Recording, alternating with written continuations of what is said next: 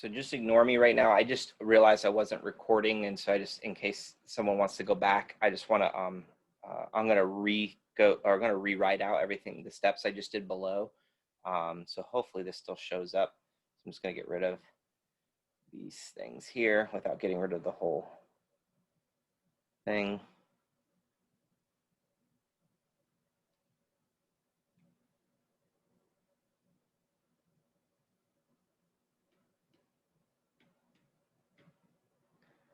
All right, so from your packet, it was the dopamine 5 micrograms per kilogram per minute. Patient weight is 70 kilograms. The available dose of dopamine is 400 milligrams in 250 ml, and calculate the milliliters per hour. So that's what I'm going to do. And I started off by saying you account for the patient's weight times the 5 micrograms kilogram per minute. Get rid of that. 350 micrograms per minute. I mentioned that we can't have micrograms and milligrams. We can't do anything with that. So we need to do we have to convert micrograms to milligrams or milligrams to micrograms. So all I did was move the decimal over 1, 2, 3 places. And so you get 0.35 milligrams per minute. Then you're going to take that 0.35 milligrams per minute. You don't want milligrams, you want milliliters per hour. So we'll take care of the hours in just a second. But we're going to get rid of milligrams. So the 400 and then the 250. And then you're going to multiply by 60 minutes per hour to account for that. And then you'll know you've set everything up because you can eliminate minutes, you can eliminate milligrams, and you're left with milliliters per hour. And you get whatever the answer is.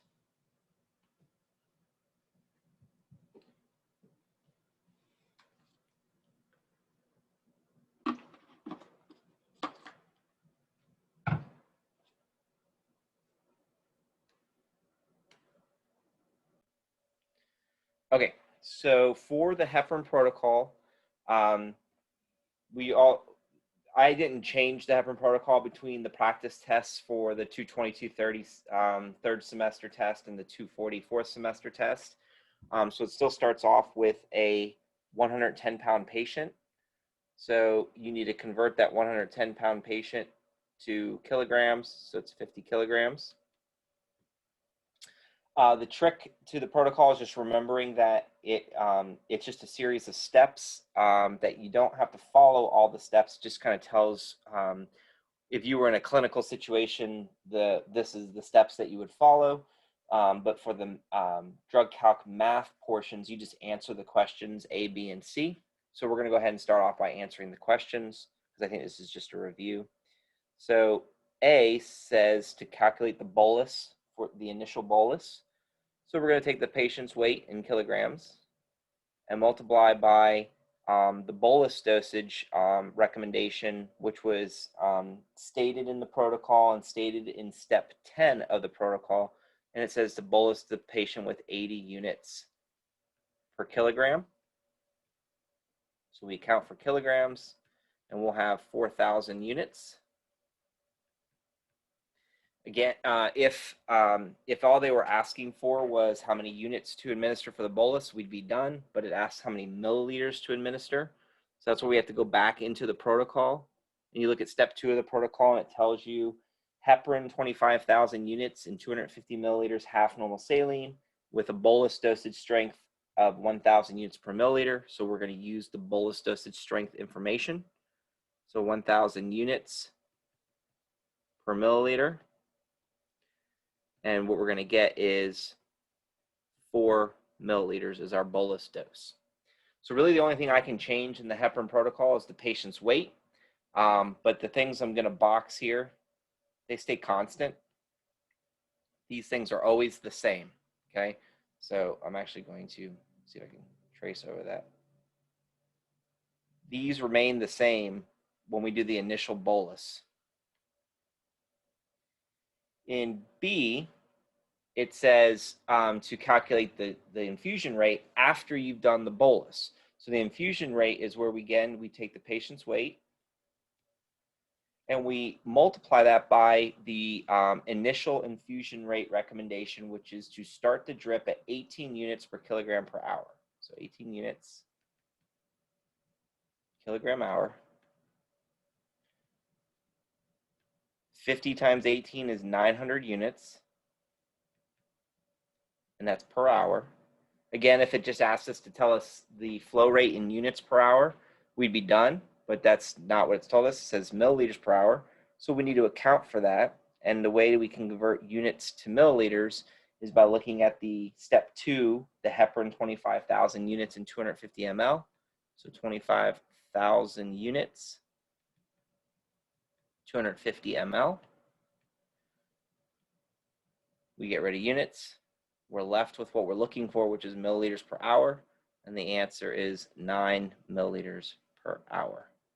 And again, the constants for the initial infusion rate are in the boxes here. So we use the bolus information to calculate bolus dosages, and then we use the drip rate information. We use the IV bag. So I usually denote this as the rate.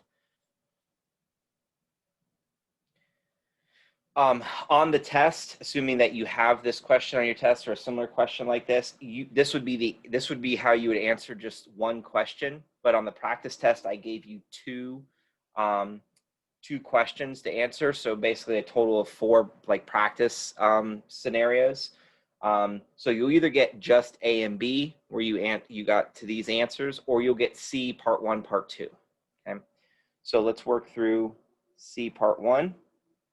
And C part 1 says, after 6 hours, you take the patient's APTT, and you measure the APTT, and it's at 43 seconds.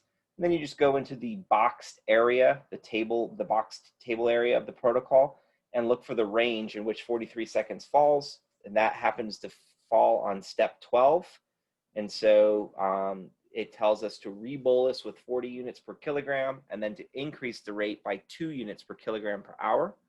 So we're going to start with the bolus, 50 kilograms times now 40 units per kilogram. So this is different because it told us to do something different. 50 times 40 is 2,000 units. Again, we're calculating the bolus dose, so I'm still going to use the 1 mil per 1,000 units relationship or conversion. And then we get 2 ml. And if you initially were like, whoa, it would just be half the original and it would be 2 ml, that'd be great. But you may not answer the first question. You may only answer the second set of questions on your particular exam. So that's where it's important to know. Anyways, these again would be considered the constants that are listed. So this would still be associated with the bolus. Okay, it's the same information is used here. And then we got this information from step 12 of the protocol, the 40 units per kilogram. For C2, patient's weight. Then it says to increase the rate by 2 units per kilogram per hour. So you have to go back to the original 18 units per kilogram per hour, and that's what we're increasing by 2.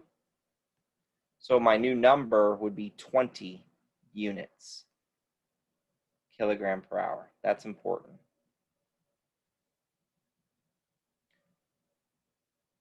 Then you get 1,000 units per hour. And then you multiply by the same rate-based thing, the IV bag, the 250 ml, 25,000 units. Get rid of that.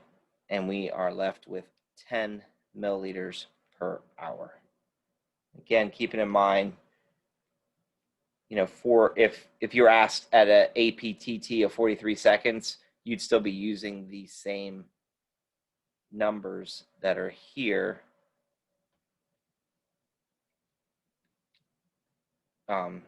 Given a different patient's weight. So the only thing I can change is the the patient's weight, as I said before. So I was just going to see if I could highlight, but I can't. Okay.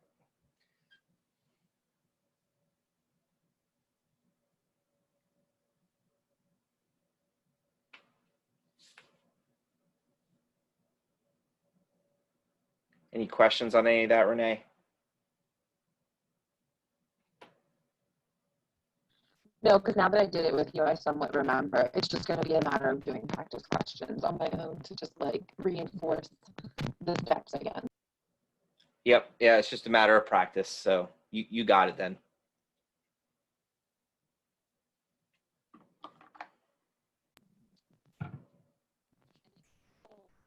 Used was exactly what we had for 22230 practice test last semester. So I have things written out, and I'll watch your YouTube video